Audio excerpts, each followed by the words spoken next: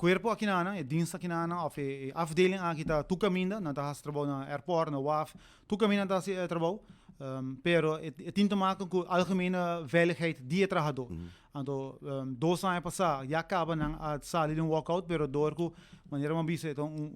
departamento hopi sensitivo tempo é nós por manter ele mais discreto possível lamentavelmente tempo é nós temos visto que o diretor toma standpunt onde o colega na síndico standpunt e manejo lo vai afetar na sentimento de veiligheid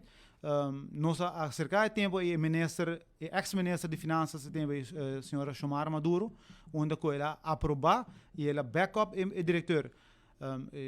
para preto bisa triste para bisa tá que ora que nós há documentação onde que nós pora contra arrestar e manejo de diretor mostrando que é manejo descabellado e desproporcional ora que nós vai papi que o minister tempo arriba assunto aqui e acaba o minister a dona nós de conhecer na mesa que em verdade ela guarda mal influenciado do diretor e que ela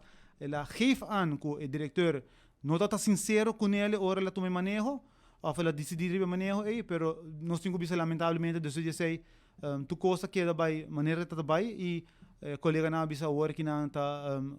genoeg, 2 anos, botar tem tempo para vir com manejo, hasta derha, nós temos conversação com o diretor, a senhora Lares, onde que hasta derha a pôr na mesa disponível para ajudar, vir com manejo, so spoedig mogelijk, pero 2 anos passa e é por mogelijk que a caducar long time ago. Lo qual apone que 2 anos passa colega na toma standpoint tá motivo não mais válido para por toma não concern na sério. Então não está lamentar isso aqui. Pero já, maneira visa ex-minister apesar que de quase 6 lunas ela vai saco o diretor não está sincero com ele não toma nenhum tipo de matriz para começar contra o diretor pero tampouco não toma nenhum tipo de matriz para aliviar a situação e vamos chegar na palabração com o trabalhador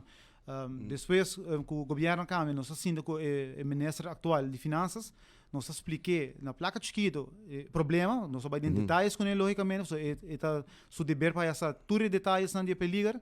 pero lamentavelmente nós temos visto que vai virar ano que o ministro está sentado e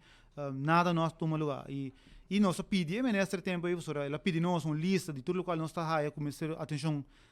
per direct e essa aqui está undina e lamentavelmente esse é nosso so de teco dia a dia agora é onde leider team aqui dan aqui na menos tem a mera aqui dan